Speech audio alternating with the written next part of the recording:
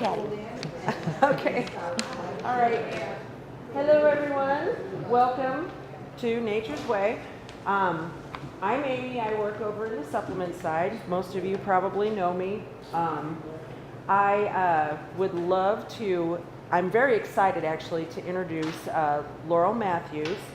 She's going to talk to us tonight about homeopathy, which is one of my favorite subjects, but also one of the most mysterious, and I still am having trouble wrapping my head around some of it, but it's fascinating, it's fantastic. I am going to leave a register open on the supplement side in case anybody wants to buy anything after the presentation is over. And then also, if you've got a cell phone, just make sure you turn it on vibrate or off. If you have to take a call and use the restroom, you can get up and do that.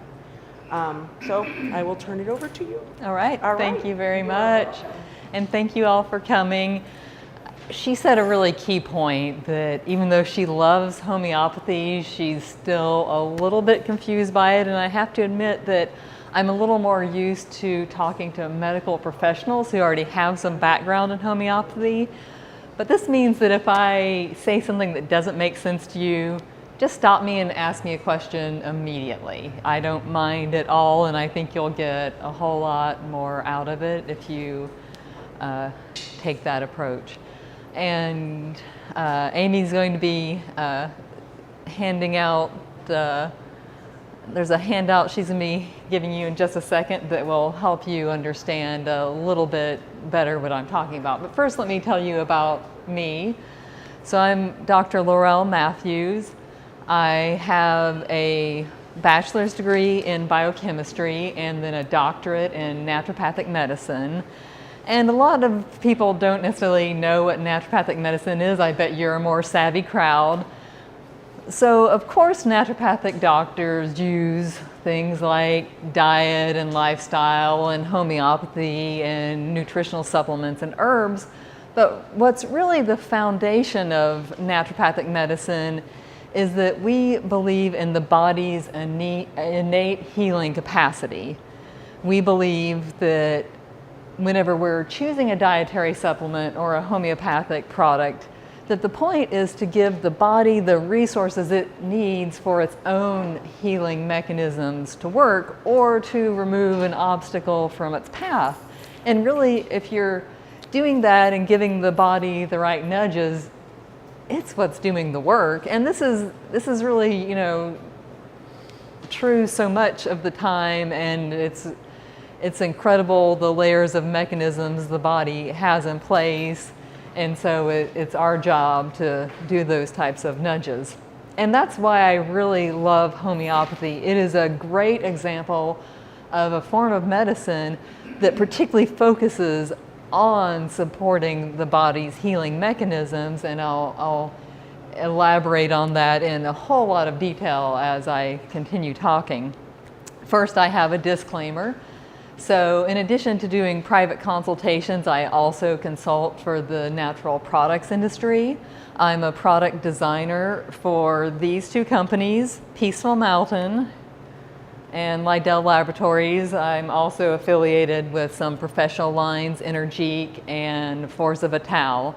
So I do admit that I'm going to be talking about the line that I designed their products for, and Nature's Way is going to be bringing them in because I can provide them with such excellent support for these products, and we can have this wonderful collaborative relationship. They don't quite have them in yet, but they'll be introducing them soon. So I will be talking a little bit about products that aren't here yet, but I'll make sure and make it really general so you can benefit from it right away.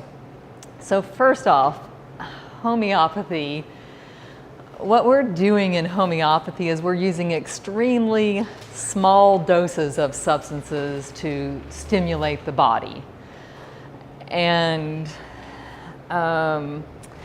I have a little diagram here that's kind of giving you an idea of how homeopathic remedies are made. We're doing a process where we make usually a liquid extract of the of the product, such as like the equivalent of making one of the herbal tinctures that's on the shelf over there. So we maybe start with an herb and make a tincture, but then what we do is we start diluting it. And that's what I was saying about these teeny doses. But it's not just sheer dilution. In between the dilutions, I describe it as vigorous shaking in this handout, but it's really that we're literally pounding the products. And at Dell Laboratories, they're even still doing that by hand. And this is causing a vigorous shaking in the product. And this actually makes it a whole lot different than what you would get from just a regular dilution. That simple action repeated actually has an effect on the eventual product that we get. And it's kind of contradictory because when you see a homeopathic product, like this one right here says Coffea cruda 30C. So when you see a homeopathic product, there'll be usually a number and a letter. And I'm not even gonna get into the letters because quite frankly, they don't really matter to me. That's my professional opinion.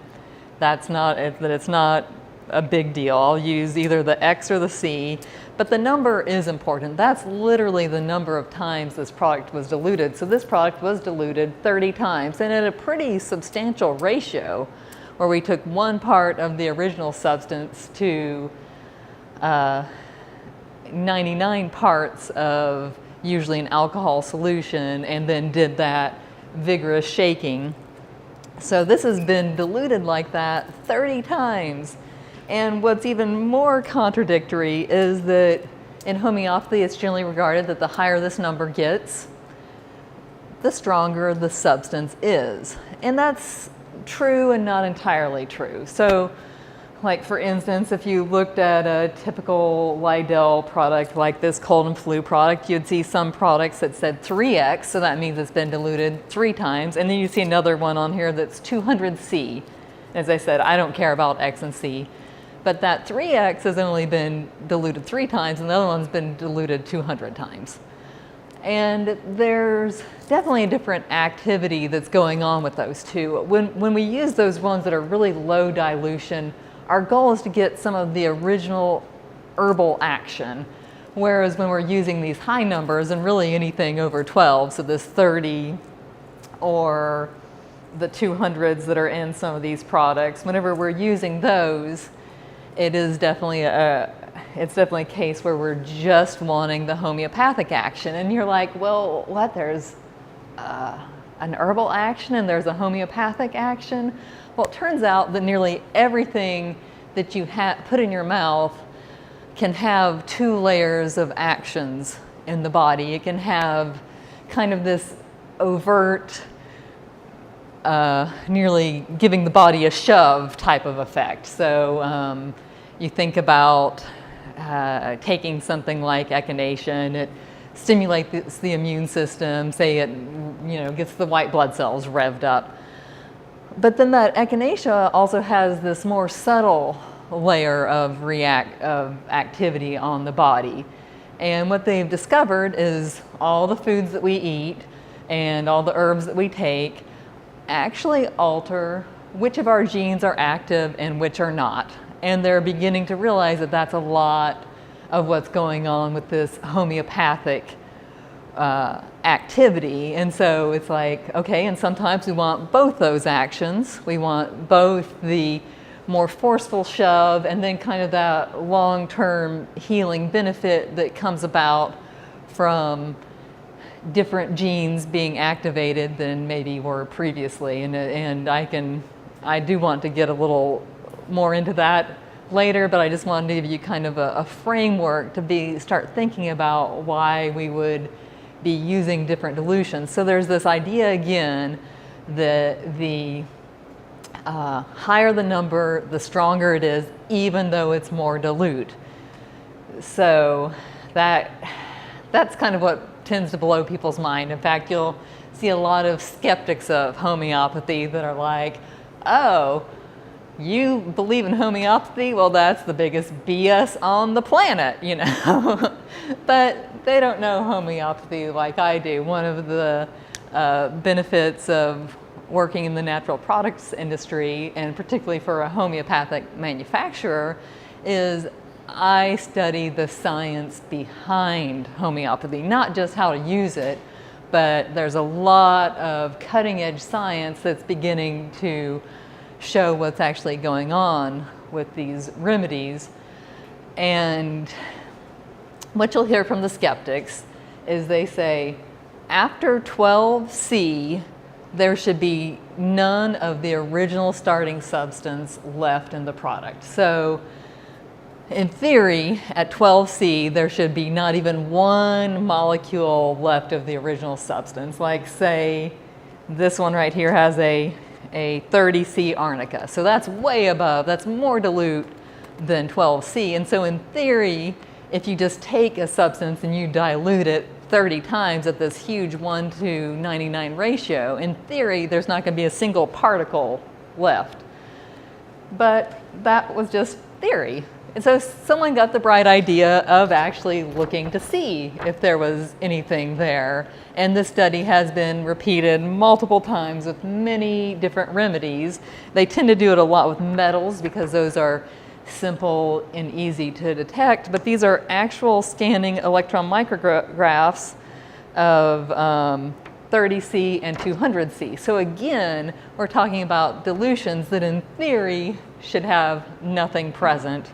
But they found actual metal particles. They could see the particles under the microscope, and then they could concentrate them and do some mass spec testing and confirm, yes, this is the metal, the original metal that was started out with, and not some fluke or trash or junk. This is actually the metal that the product claims to have. So it turns out that that shaking process is a key part of why this metal remains, and it's kind of a technical detail that we use in homeopathy, but what they've shown is that shaking process causes these metal particles or the herbal particles or whatever to float to the top, and whenever we draw the one part to add to the next 99 parts, we're intentionally taking from the top. So we're kind of, in a way, keeping those same particles from one batch to one batch. And what's happening with that shaking process is you'll notice that the particles get smaller from one slide to the other. And so that's why they think the stronger, the higher dilution products might be stronger, is that as we do those repeated shakings, that the particles are becoming smaller and smaller and more absorbable, and they can even show with these metals under the microscope that they start looking like asteroids as opposed to, you know, these salt, like, you know, these fancy smooth crystals that they might have started out as. And like this, so this rough shape, they think the body even likes, that it makes the body more likely to take up these substances and have a reaction to it. And with the herbal products, it's probably also that this continual pounding is making what we call a nanoemulsion, which just means that the herbal ingredients are also floating to the top, but they're in these little packets now that are really easy for the body to absorb.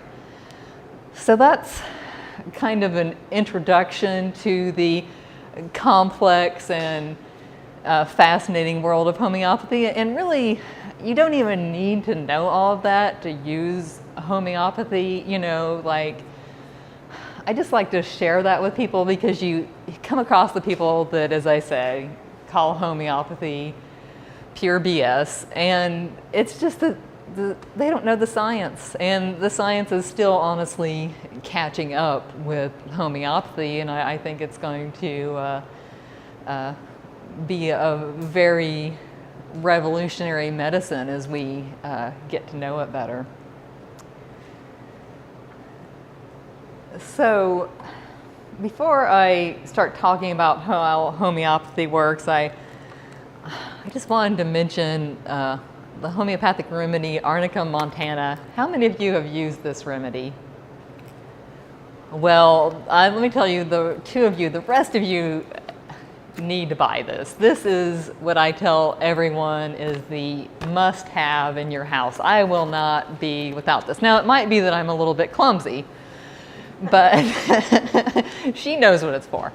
So this is the bumps and bruises, strains and sprains. This is kind of your all-purpose owie homeopathic remedy, you know, especially if you know anyone with kids. Because it's really easy to get kids to take homeopathic remedies because it's usually something that's a liquid or these little pellets that dissolve in the mouth. So it's really easy to get it down kids, and they respond to homeopathy really well. But most people will get great results from Arnica. And you know, so it's not necessarily the type for like scrapes and cuts, but it's, you know, good for overexertion. And as I said, you know, like if you twist your ankle or you run into something and you get a bruise and you know, you hit your head on something. I'm really good at that. You know, the chicken coop's too low and I stand up too quickly and knock my head, you know. And yeah. This product actually has a cream and tablets in it together. Oh, so yeah, you can, yeah, so yeah, this one you can, and I'll do that. If I really get a good knock, I'll do that. I'll rub the cream on and take it orally in those scenarios. And I have the gel in my purse. yeah, I mean, it's that good. It's like, yeah, that's. From my chicken.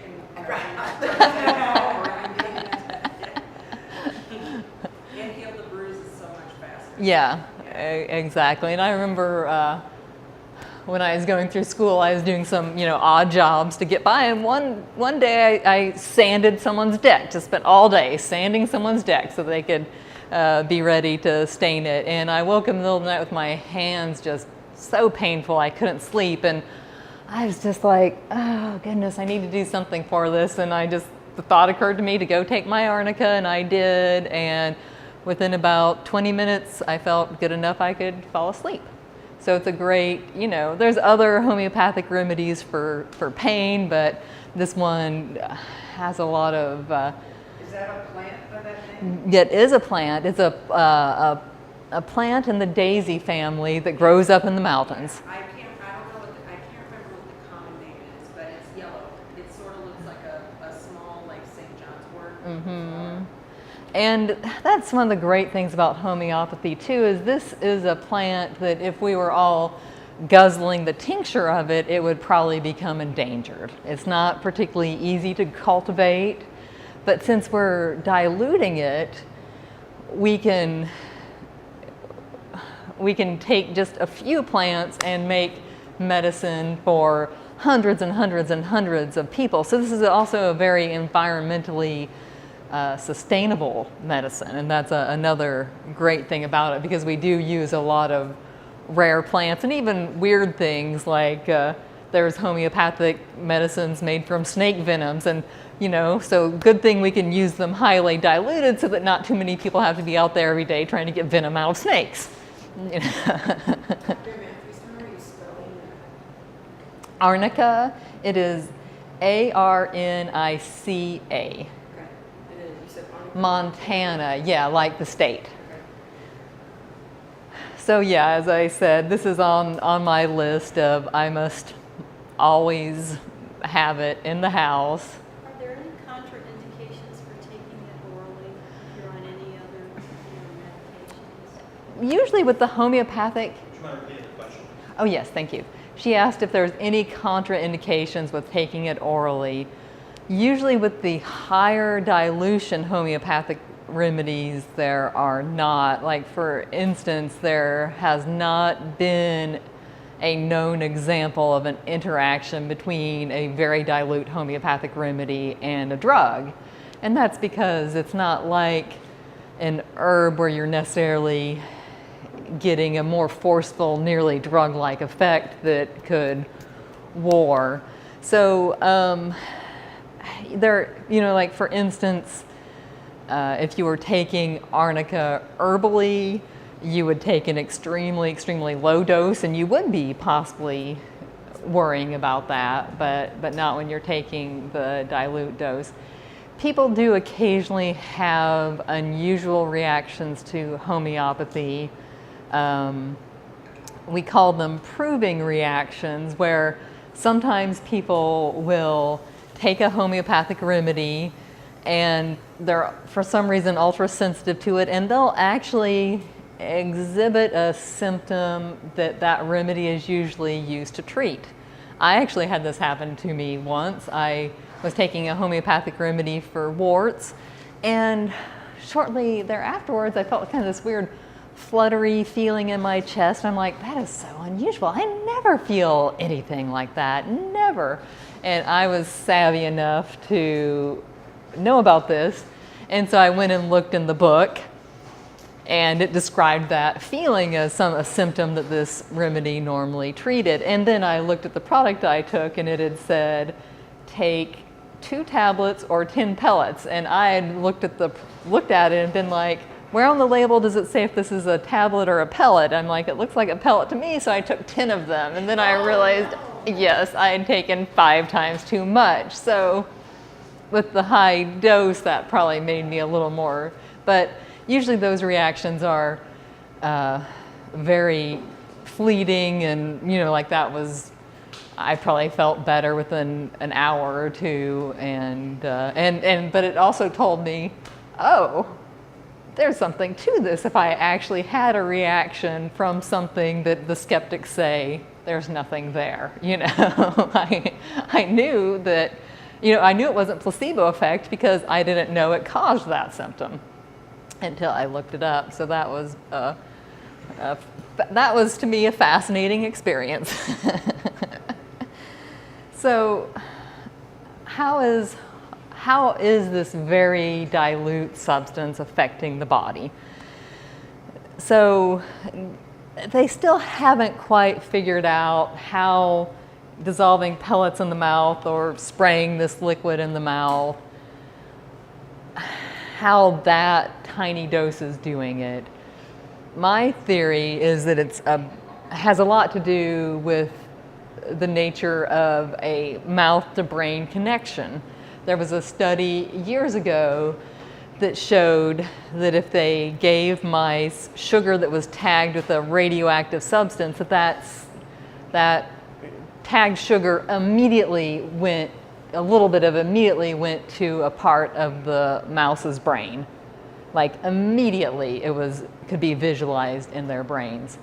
So there's evidently something that goes on in the mouth where we are literally transporting particles to the brain.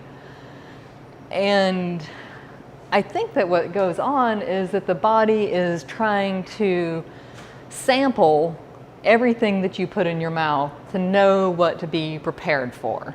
It's like, oh, you're eating kale. Oh, you're eating steak. Oh, why did you pick up that herb and start chewing on it?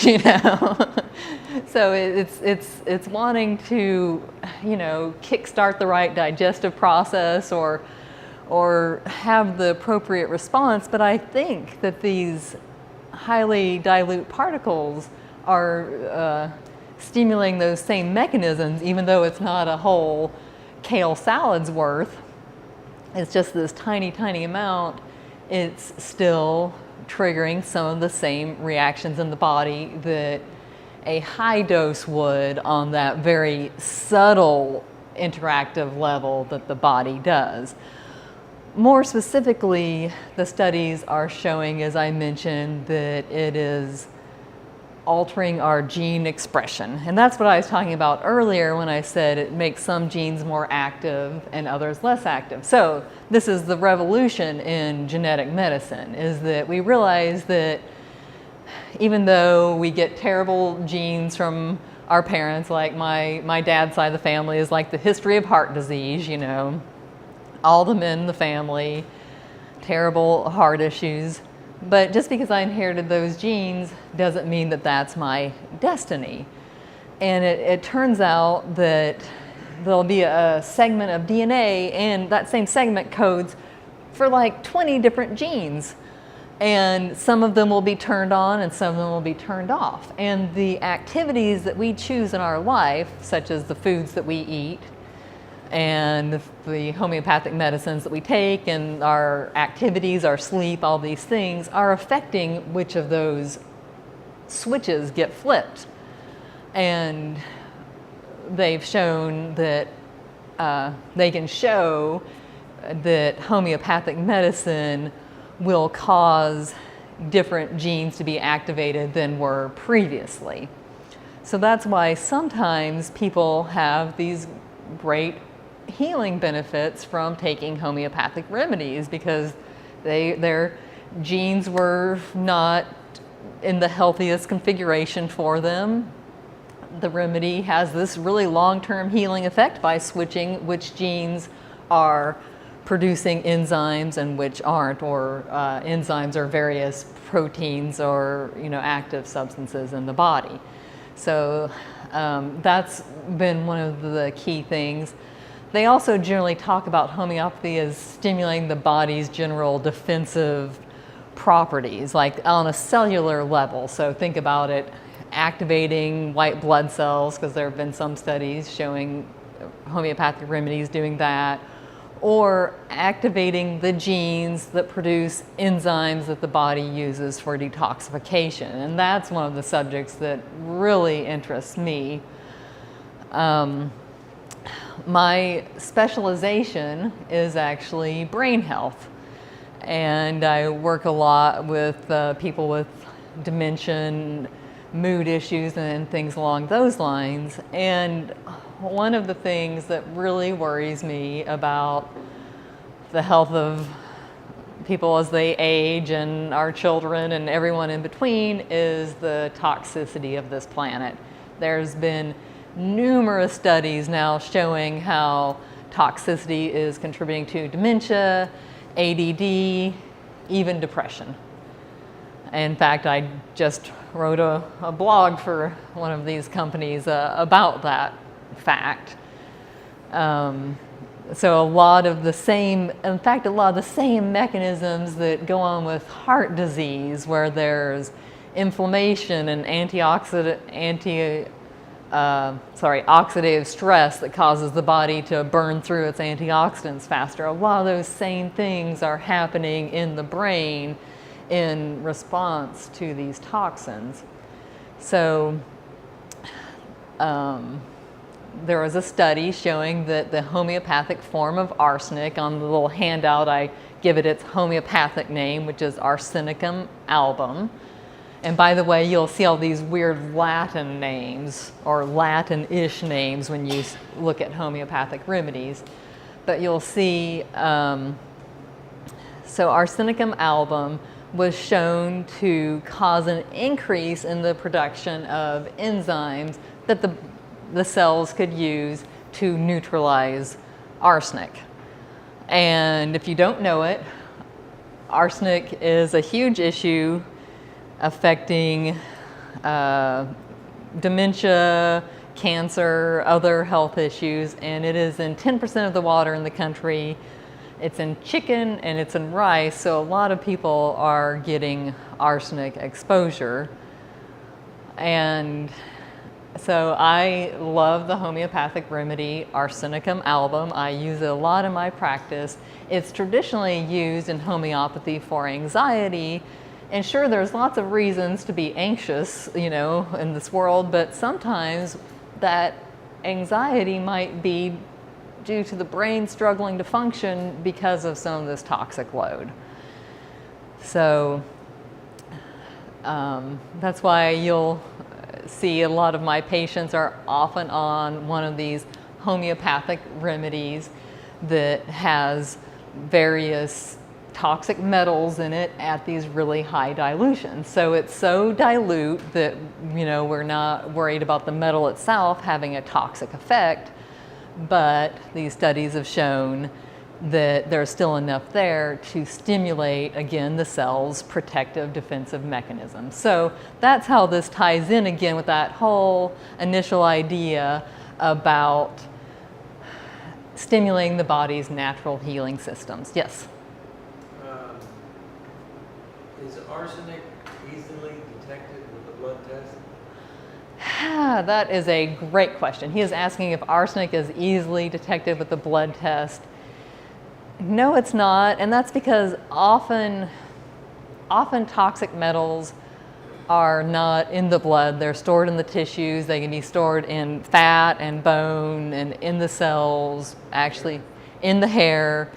And I do sometimes actually use the hair test. And that's because there's honestly not a perfect test for testing heavy metals. There's a lot of debate. So like, say you had, just been exposed to a ton of lead. Say you were sanding a whole house and didn't realize there was lead paint in it and inhaled a bunch of lead or whatever. You might at that acute time find lead in the bloodstream.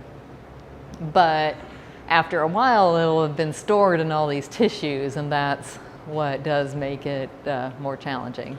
So how do you determine whether to apply the remedy? That's a great question. So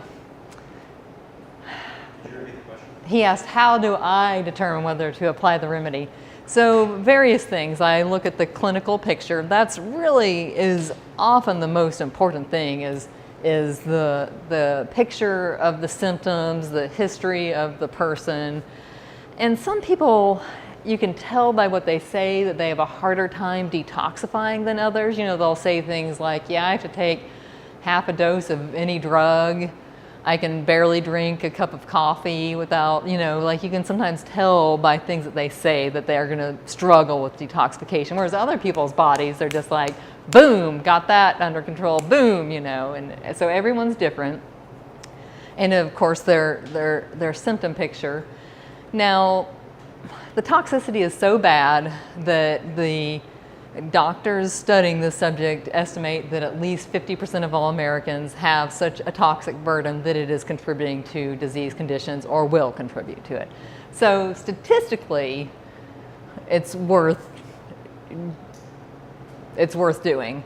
And then finally, if I suspect, I will sometimes do a urine test. I do the hair test a little bit more often than the urine test, but I pick the best of the imperfect test options out there.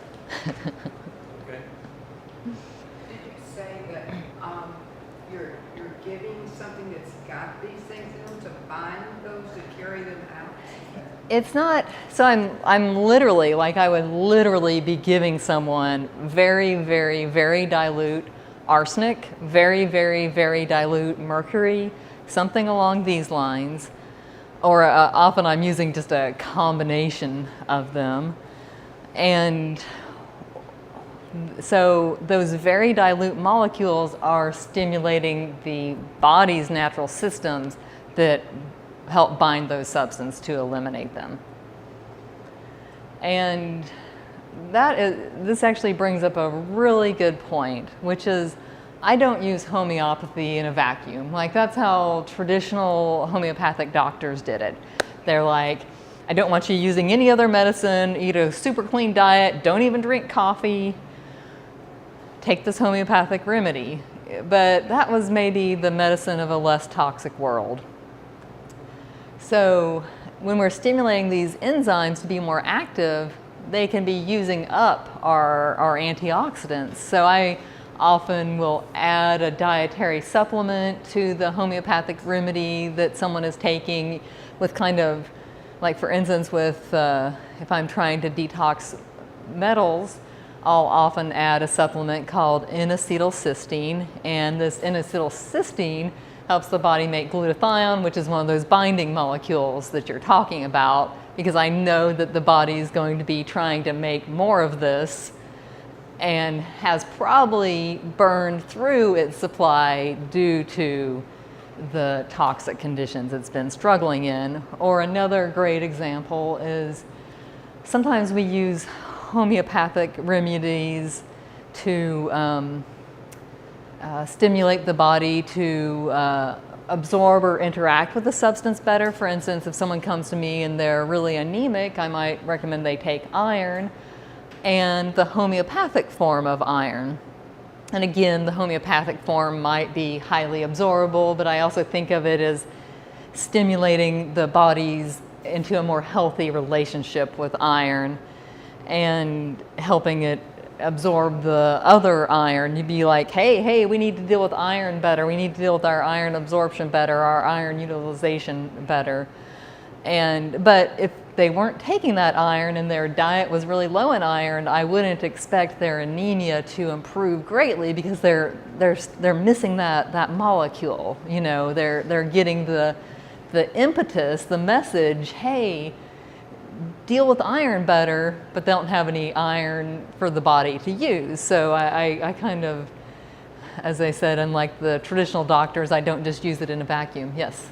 So how does this relate to a plant-based approach where selenium and some of the other natural plants absorb lead, they absorb arsenic, they take it out through the liver, you're not adding more, you suck it out of the body through a natural plant. I mean, the stuff I've read indicates that the plants are much more active, much more suitable for deactivating and detoxifying the body in their whole plant-based form. So when you dilute something down to a tiny molecule, I don't see or understand that the body will recreate the molecular structure or molecular fluid that will cause your molecule to bind to anything, only it will just add additional load to the body to get rid of. So I'm not understanding. I totally understand. It's a complex. Totally different science that you're talking Yes, it absolutely is. So he was asking, well, I've heard that when you are consuming a whole plant, that there's things in there that help the body detoxify. So how would this really dilute single substance do that? And so again, let's go back to that homeopathic arsenic model. So again, like it's such small, tiny particles that we can only see it under, you know, massive magnification with an electron microscope. So it's way below. So like with arsenic, the EPA says that you shouldn't have more than 6 parts per million, and these dilutions are like, you know, often nearly 10 times more dilute than that. So we're not getting anywhere close to a toxic level. But it again goes back to that genetic stimulation. So I might get too sciencey for you. So a gene in the body might, for instance, be responsible for coding for the body's ability to make glutathione synthase. So this is an enzyme that the gene tells the body, create this enzyme, and then the enzyme is called glutathione synthase, and its job is to literally synthesize glutathione. And every time, not every time, but often when, for instance, a molecule of mercury is leaving the body, it will be surrounded by 3 or 4 glutathione molecules. So again, it's about that stimulating the body's mechanism from a cellular or genetic approach, whereas what you're talking about is something that I use also. Like for instance, I often encourage people to eat fruit when they're eating fish, and that's because you know, fish, there's this terrible mercury problem in our oceans, and a lot of fish has mercury in it. But they did the study in the Amazon where they just tracked people's diets, and everyone ate a lot of fish, but half the population also ate a lot of fruit, and they showed that their bodies were accumulating mercury at a substantially slower rate than the people who weren't eating fruit. And they think it was just that the fruit fibers were binding the mercury in the gut so that it was then passing out with the feces and not even getting into the bloodstream and the bones and the hair and the fat and all of those tissues. And with a lot of fruits and vegetables, there's phytic acid, which some people don't like because it binds beneficial nutrients, but it also can bind toxic nutrients to again help them leave the body. So that's kind of like an upfront immediate approach. And then, yeah, they're providing, like the Brazil nuts provide selenium, which is also needed to make glutathione. So it's all this complex picture. We need to eat our healthy diet. We need to make sure that we're getting the nutrients that the body needs to have its defensive activities, and then these homeopathic substances are actually stimulating those defensive activities to be more vigorous. So yeah, it's a complicated subject. You know, most people would actually talk about just how to use homeopathic remedies and skip the science behind it. So forgive me if I've been too nerdy for you. There's a key concept in homeopathic remedy which is called like treats like. So I occasionally have insomnia, and I'll be awake in the middle of the night, and I'll be, you know, thinking about something that I have to do the next day, or some patient that I'm worrying about, or something along those lines, and my brain will be doing this blah blah blah blah blah blah, this little loop. I remember so clearly one night I had a bunch of kale or something to pick in the garden, a bunch of kale. I was actually growing enough food at that point to sell it to the local health food store. And I was like, you know, tomorrow I'm gonna harvest it with scissors instead of a knife. You know, for some reason this story just kept going through my head. I was so worried about harvesting kale the next day. So, but what really helps me when my brain gets in that state is caffea cruda. So what does that word sound like? Coffee, exactly. So this is homeopathic coffee. And if you drank too much coffee, your brain might be going blah, blah, blah, blah, blah, blah, you know, kind of racing, and you couldn't sleep at night. Well, often if I take this, my brain's doing that, I can kind of then be like, okay, think about something else, think about a funny story, something pleasant, you know, and redirect my brain and be able to fall asleep. Whereas before I took it, I was having trouble getting out of that loop. So that's that like treats like. I'm not awake because I drank too much coffee. I'm awake because my body's reacting in a way similarly to as if I drank too much coffee. So this one works for me. It doesn't mean that it's going to work for everyone, and that's why often, like, there's products like the ones that we make for Lidell Laboratory, where we choose the most common remedies that people respond to whenever they're having sleep problems and put them in one product, because it generally works out that if you don't need a remedy, your body doesn't have a response to it, that it's just the negative, no reaction, you know. So some people could take this, and I took it and I fell asleep, and they took it and they didn't. It's because their issue's different than mine. Their match is different, and it can take hours to find a really perfect match, but it can just take sometimes minutes to pick up a product like this and be like, oh, that worked, that didn't work. And you don't even know for sure which one of these worked for you, or if several of them did. But to me, it doesn't matter. It's like, if you know something works, use it, you know. So that's a very key concept in homeopathy. The other example that's commonly given is nearly all homeopathic allergy products have homeopathic form of onion in them, because what happens when you chop up an onion, your eyes water. And that's a common hay fever or allergy symptom. And so sometimes you know what the problematic substance is. You know, you are worried about arsenic. Again, sorry, that is one of my favorite examples, partially because I'm really worried about these heavy metals. So maybe you've figured that out and you know the substance to use, but if you don't know what the problem is, what the underlying cause is, you can just look at the symptom pattern and pick a homeopathic remedy that matches that symptom pattern. Yes? Have you heard of any products that help with improving of the gut biome, or maybe removal of glyphosate or something like that? Glyphosate, I really appreciate that you brought that up. He asked if I knew of any products that help with the gut biome or dealt with glyphosate. So I actually designed a product for Lidell Laboratories that they will be bringing in. I didn't have a sample of it with me today, called Gluten Detox. And in that product, I put in wheat and barley and the grains that contain gluten. I put in isolated gluten, and I also put in glyphosate. So glyphosate is Roundup. And in my clinical experience, I found that there were some people who could eat organic wheat, but they couldn't eat conventional wheat.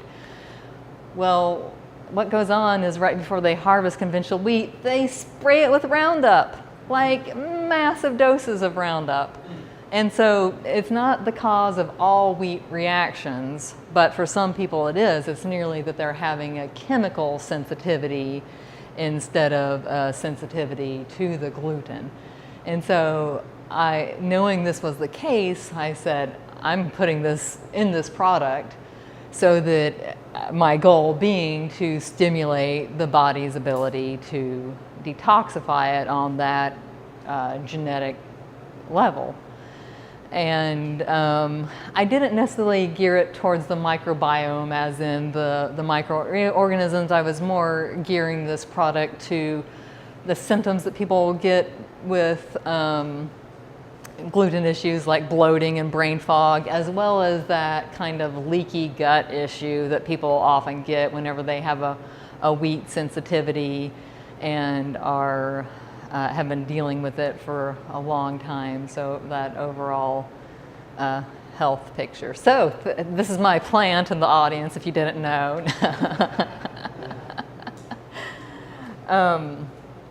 So yeah, I was going to talk a little bit more about some individual homeopathic remedies to kind of give you some tools that you might want to use. I already told you about Arnica. I do have to brag about, again, company that I work for, Peaceful Mountains. Their Shingles Rescue. This is a topical gel. It has both homeopathic things and herbal things in it, so it's kind of multi-layered like my approach to medicine is. And of course, shingles is another one of those things that's just going through the roof. You know, they're now estimating that 1 out of 2 or 1 out of 3 people will have shingles in their lifetime. I really think that it's a nearly toxic level of stress in our society. And then again, the toxins themselves might be stressing our immune system. So the rate of shingles has shot up. We're seeing it in younger and younger people, and it can be really painful. And we do get really good feedback on that product. I already told you about the Coffea cruda for racing mind and sleep. I nearly always keep a homeopathic cold and flu product around also. You know, it's like, this is one of the things where if you, at the very first symptom, you start taking whatever it is you're gonna take, that you're more likely to get a better outcome. You know, at the first sign of scratchy throat, if that's your first cold symptom or something like that, if you start taking something right away, so not having to run to the store, but having something in your medicine cabinet to grab, I've found to be highly useful. And again, this is one of those kind of shotgun products. We kind of both chose the homeopathic remedies that were most commonly used for the symptoms of cold and flu, symptoms like fever and achiness and congestion, but also things that stimulate the immune system, because as I mentioned earlier, there have been studies where they've shown homeopathic remedies, even though they're highly dilute, to activate white blood cells. And so we have those types of remedies in here also. Yes. Question about that. Like if you have some of that on hand, does it have an expiration date, like other medication, or does it? So this brand, my Lidell Laboratories, the brand I work for, they put a 5-year expiration date on it, so that's a pretty long time. Technically, there's been no proof that homeopathic remedies actually expire. Like a colleague of mine, he bought an older doctor's medical practice that had homeopathic remedies that were made in like the 1960s, and he said he got just as good of results from those as the new ones. So technically those they don't expire. Like they might.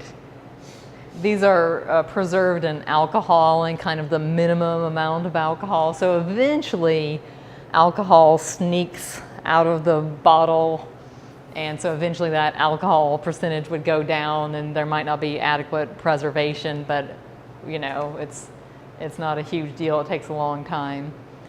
So I would use it even if it was expired personally, but don't tell anyone that. So like I nearly feel like an expiration date is on this product so that you have to go buy a new one. I had another question about the shingles. Yeah. I know that it's brought on by stress, but like, say someone is drinking a lot of diet soda, the toxins that are left in their body, could that help exacerbate? You know, that's a really good condition. I do not like. She's asking if the artificial sweeteners in diet soda might contribute to a toxicity that encourages shingles. I do regard those as a toxin. I mostly worry about them as far as contributing to weight gain and diabetes, you know, contradictory to what we were sold. Yeah. Question, neuropathy. Neuropathy, yes. Is there any difference between that? My brother-in-law got Agent Orange, and my aunt's getting it from diabetes. Is there any difference where neuropathy is?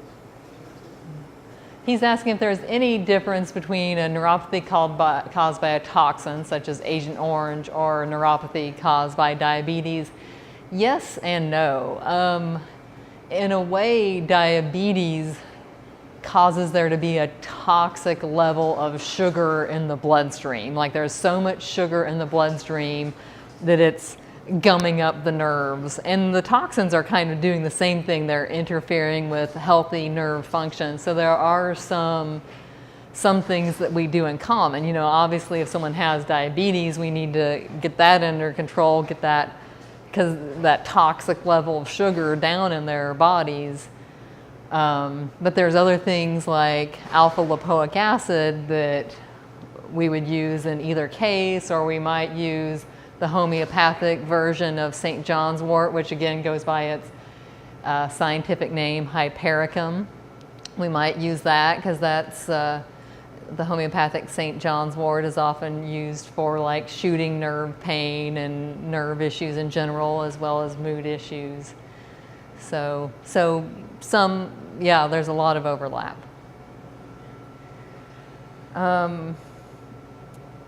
As I mentioned, I often, you know, don't just use homeopathy. So often the other thing that I keep on hand for cold and flu season is elderberry. Huge fan of elderberry. So, you know, that works on, they think the mechanism is that it actually inhibits the ability of viruses to enter our cells. And that's the very first step of truly being infected, is the viruses enter our cells. So if we can slow down that process early in the disease, it's very useful, while at the same time we're stimulating the immune system. So I had already talked briefly about allergies, but I put this under the category of reducing reactivity. You know, so there are some cases where we're taking the problem substance, you know, such as homeopathic mercury, to try to stimulate the body's defensive mechanisms. But there's other times where we're trying to tell the body, hey, be less reactive to this. And I don't even think that we fully understand that mechanism, but especially if someone starts a product like this early in the allergy season, or even right before the allergy season starts, it tends to kind of, you know, for bad allergies, it won't necessarily treat it entirely, but it can really take the edge off of them and make them more manageable. And so it's kind of like that notion hey, deal with this issue better, because you'll literally see things like homeopathic ragweed in these products, or this one has homeopathic histamine in it. So again, the substance that's kind of overactive in the body is what we're using to try to get the body to chill out. And sometimes with homeopathy, I think of it being as a balancing reaction, you know, like, again, going back to my example of someone being anemic and needing iron. Well, iron is kind of one of these Goldilocks substances, you know, you don't want too little of it because then you're anemic and you're tired, and you don't want too much of it because if you have too much of it, it actually contributes to heart disease and Parkinson's and issues like that.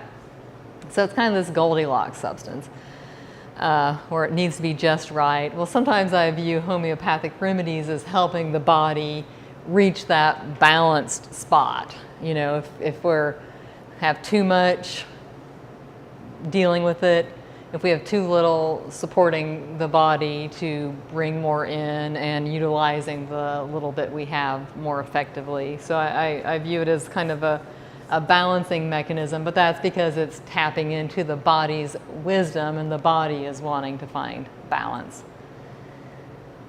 And that's kind of an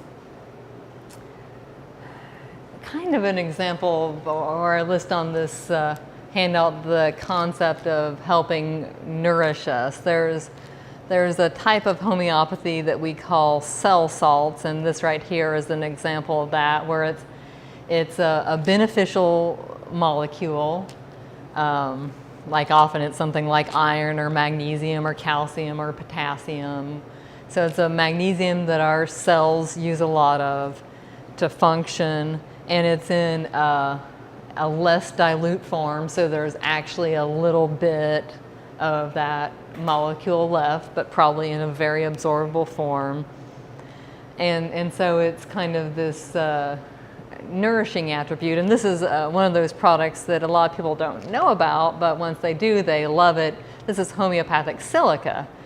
So silica is, you know, we're talking about sand here, but this is such fine particles that the body actually has a use for it. And it turns out that silica gives you backbone. It is a strengthening substance. So for instance, you might look at a product that I'm sure they sell here called Bone Up. In addition to having calcium in it, it has silica in it and vitamin C and various things. And silica is also great for the nails and the hair. Like I'll often have people asking me as a side question, in addition to their other issues, they're like, I have terribly weak nails, what should I take? I'm like, this is a really easy thing to start with to strengthen the nails. And again, we don't need as much silica as we do, say, calcium or potassium. We only need trace amounts of it, and so people get really good results from this overall strengthening molecule, which the body, as I said, it literally uses in a lot of our connective tissues, such as our bones and our hair naturally. I can't want the cell salt, the ferrous, that one can help with iron. Yes, she asked if the ferrum phosphoricum. So again, that's the Latinized name for iron phosphate. That's a common cell salt that's used to support people who are anemic.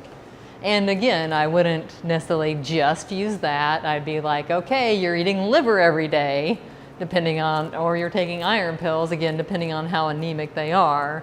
But take this to make sure your body's utilizing that optimally. So another fascinating thing that homeopathy does is it has great mood benefits. And I think that's due to the fact that it can possibly travel to these substances and possibly travel to the brain very easily from the mouth. And this is homeopathic sepia.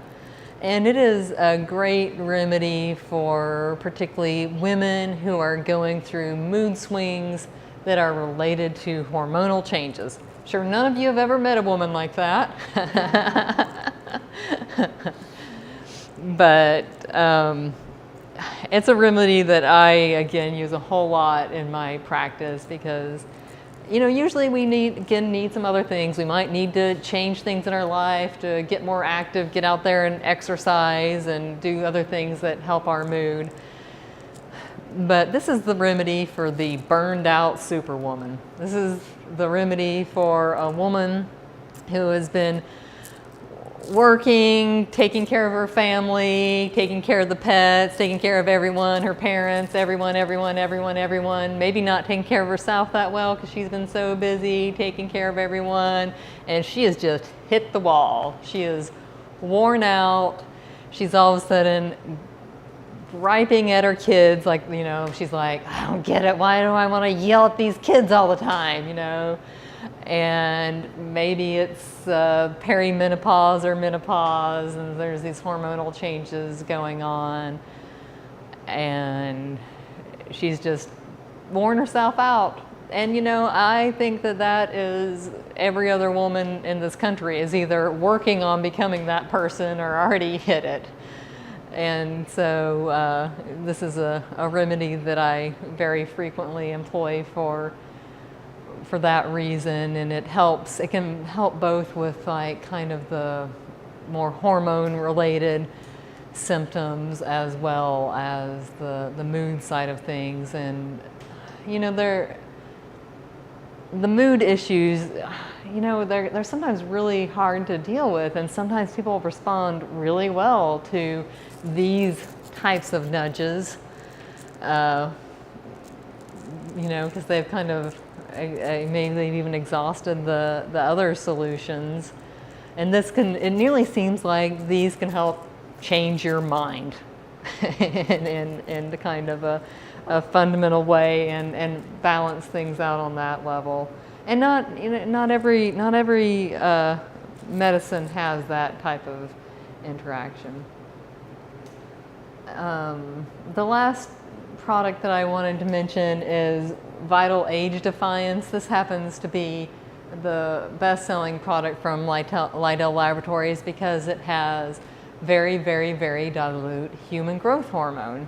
And I don't know if you stay up late at night, you see those commercials about human growth hormone and how they're talking about how you want human growth hormone to help with weight loss and increase the sense of vitality and things along those lines. I'd say the effects of this are more subtle. It's a product that I've taken myself because, you know, I'm not as young as I used to be and want to make sure that I have optimal energy and optimal cognitive function and things along those lines. And it does. It's kind of that more subtle energetic boost. You know, it's not like a cup of coffee or anything like that. And I consider, again, this being a substance that's stimulating the body's natural processes. For instance, maybe it's stimulating the body's natural ability to produce human growth hormone. I'm afraid the studies are not yet there on the cellular level. But again, I don't always use this in a vacuum. There's amino acids such as L-arginine and L-ornithine that the body uses to make its own human growth hormone. So if someone's dealing with those age-related issues that I think this might help, I again am employing the layers of activity.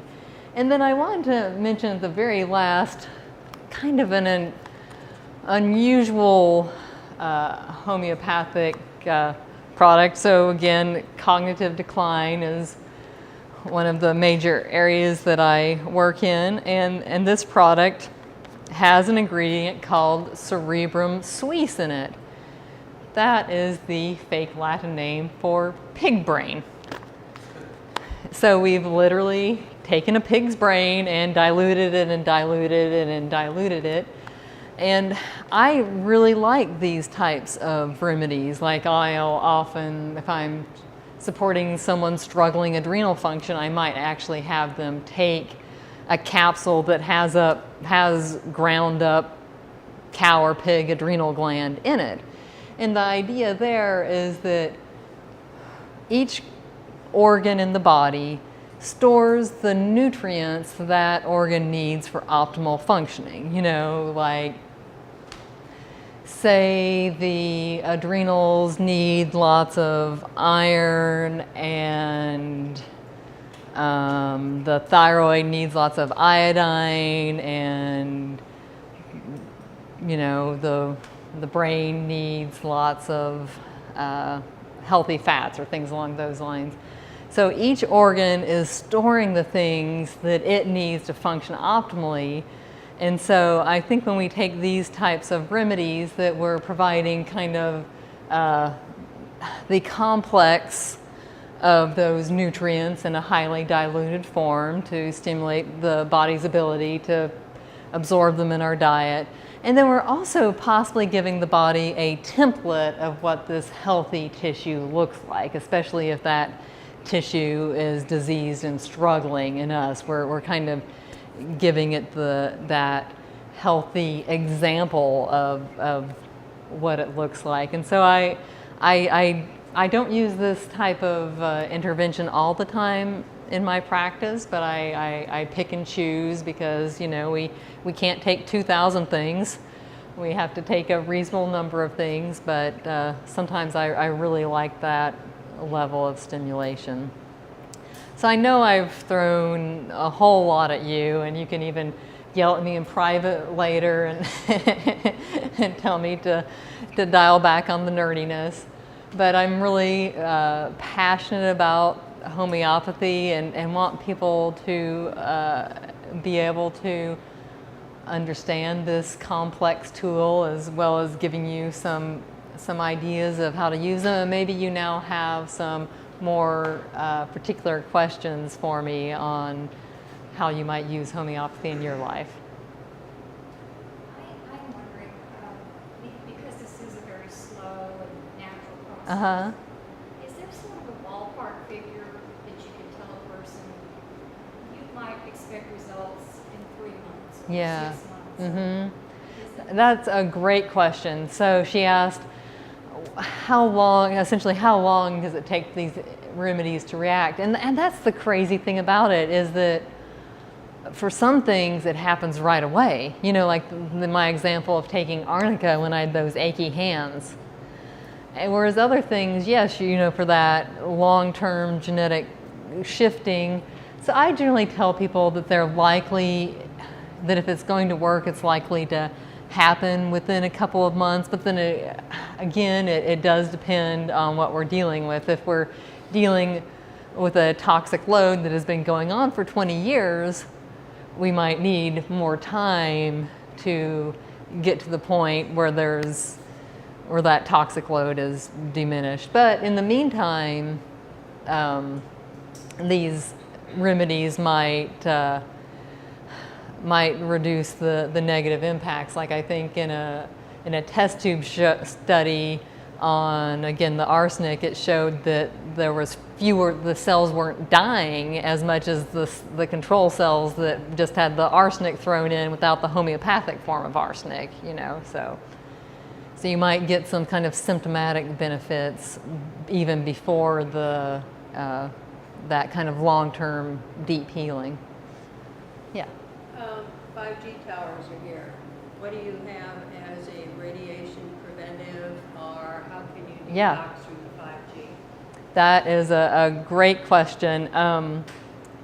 This company has an entire detox line, and in addition to the metals detox, which I use a whole lot, they have an EMF detox product, and I do believe it was one of the ones that they're talking about bringing in here, and it was just that idea of people that were more sensitive to the various types of radiation and the symptoms that it caused. So EMF is Electromagnetic fields, yes. Thank you for clarifying that. Yep. Any other questions? Well, then, thank you. I really appreciate your patience, and you know, feel free to ask me questions here after we've in private if you wish. Thank you. Thank you.